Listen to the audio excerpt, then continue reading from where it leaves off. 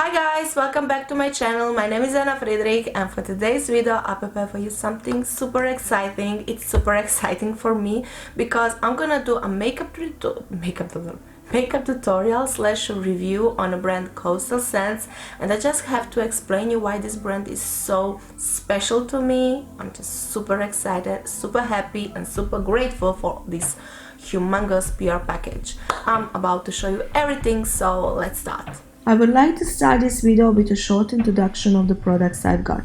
Coastal Scents sent me all of these goodies, and since I can't use all of them in a single video, I'll definitely test them in some first impressions.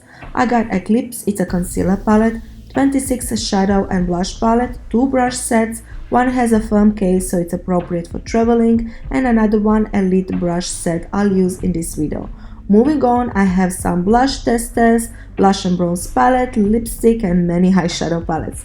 Colorful one, Jolly Colibri, and 6 reveal palettes, which is the entire range of their revealed palettes. All of them are wearable with gorgeous shades, mixes of warm, neutral and cool tones. For today's video, I picked these photos from KKW as an inspiration, so I decided to try Smoky palette. As I already mentioned, I'll try to use as many of the brushes from the Elite set. While I was picking eye brushes, I noticed there are 2 similar ones in both kits. It's a medium-sized blending brush, but it's not like a fully rounded, and the bristles are quite dense, so it's still gonna be precise while it's dispersing the pigment. It's not a typical fluffy blending brush. Anyway, those are the brushes I picked to use to achieve today's look, and they are soft, the handle is long so it's easy to work with them, and the shapes and the sizes are different. There's no like repeats or lookalikes. I'll give you my honest opinion during this video about every single product. Just because something is sent to me, it doesn't mean I'm gonna lie. And at the beginning of the video, I told you that this brand is special to me. It's because it's the very first brand I was introduced to when I started to get interested in makeup. My very first eyeshadow palette was a big palette with a tiny colorful pans. I got it a long time ago, I guess like 10 years ago, maybe even more, who knows.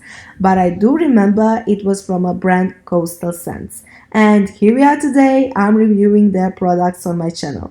It makes me nostalgic and happy.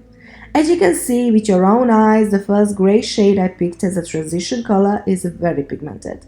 It's easy to blend, there's not a huge ton of a kickback in the pan, and at this stage almost none of the fallouts on my face. Not gonna lie, by the time I'll finish this look, I'll definitely have some, but that's the reason why I haven't done my base first, applied any loose powder underneath my eyes, and I do suggest you to finish your base after if you're doing a dark smoky eye. I have zero complaints on the eye brushes, they're really doing a good job. To deepen up the outer corner, I went with a black, and this black is very pigmented. It came off as a true black instead of a dark grey or a deep blue, as sometimes black can do. This pointed pencil blush has to be one of my favorite brushes from the entire set. It's a great brush for precise pigment placement and the precise blending, perfect for deeper shades. And lastly, to finish the upper part of the eye, I'll place the lightest shade on the first half of my lid. It's a matte bone color. I added more pigment where I felt I needed, finish the other eye, and move to a base. But before that, I created a sharp white line with the same matte bone shade, because if you check it closely, Kim did the same. I mean, Mario did. If you're more into natural makeup, or at least like a natural contouring, I suggest you to use shades closer to your tone. On the other hand, I'm doing pretty dramatic makeup today, so I picked a warm and dark shade to contour with. The brush I applied it with was precise with a clean cut, so it did a good job, especially with the nose contour.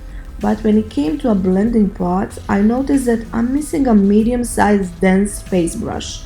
And at least that's the type of brush I'm used to using to blend my contour and concealer with, and the brush I used for this purpose was a great one for a nose part, but just too small for my face.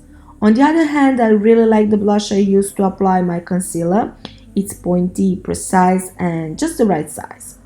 Obviously, you can complete this brush set simply by adding the sponge beauty blender or a classic retro makeup sponges and do the blending part. The concealer kit is creamy pigmented, it has many different shades and undertones, so I do find it practical, useful, and if you're on a hunt for a concealer or a contour palette, this one is a very good pick and it's affordable. I went ahead and set my face with a loose powder and a huge powder brush. Again, this brush is very soft and big enough to set my entire face, but I'm used to use a bit smaller brushes to set my under eyes. There's nothing wrong with the shape, size, or the quality of the particular blush. I'm just personally more into a bit smaller brushes when it comes to the under the eye area. The blush and brows palette is really big and the pans are huge. Hopefully you're getting the idea of the actual size. It's a mixture of a matte bronzers and a bronze topper, matte and blushes with a sheen and highlighters. I've used a matte bronzer which is a very pigmented but I love a ton of a bronzer on my face and the shade is yellow base which are my favorite type of bronzer undertones. The blush I picked is a beautiful coral with a gold reflex. It reminds me even of a similar one from Natasha Denona. And the highlighter is very intense and I barely touched it and I haven't even wet it. Both brushes I've used a triangular contour brush usually used for contouring and the blush brush are a great quality and perfect shape and size. I'm not into fan brushes, but it applied my highlighter nicely so I won't complain. Just to point it out, those highlighters are really intense, very pigmented. I love that, but I had to cool it down a bit because Kim K's makeup, which I'm using as an inspiration for today's look, is almost entirely matte. I don't have much more to do except to set my face and get back to the eye makeup. I don't think Coastal Scents has their own setting spray line. I think they don't, to be honest. Anyway, I finished my lower lash line with the exact same shades I've already used. Medium grey, dark grey and black only on my outer corner. I applied liner, mascara, lashes and lipstick. It's a nude mauvey pink shade, very light, but applied with a lip liner it looks nice and very similar to the shade which Kim K has on this photo. That's it for this video and makeup tutorial / review on a brand Coastal Scents. The quality of the products is really nice. The eyeshadow palette I've used is beautiful, pigmented, easy to blend. I highly recommend it. The same goes for the blush and bronze palette, concealer palette and the brushes. I'll use them more in my future videos and share my thoughts. So enjoy your day and bye bye. Love you. Kisses.